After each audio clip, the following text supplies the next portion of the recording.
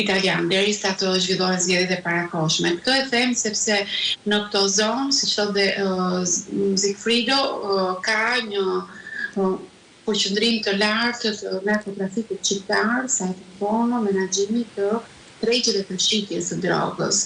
Por edhe faktit se stabilimentet, ato zonat bregdetare që jepen apo merren në koncesion nga shteti për të vritur ato çadrat, zdrajët për ato zone, shpesh kanë qenë burim i konflikteve mes bandave, mes klaneve mafioze në këtë breg roman.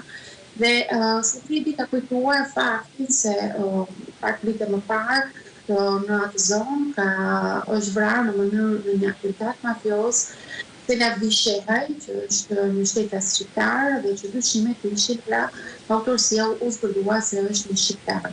Dhe këtë fakt e ka sjellë edhe nëse kujtoni pak javë më parë, pak ditë më parë, në intervistë dhe Nelo Trokja në librin e tij Mafia Shqiptare. Por janë disa gjëra të cilat pulqen në ato puzzle-in e dyshimeve apo një nga pistave të mundshme për autorësinë e kësaj ngjarje. Dhe sot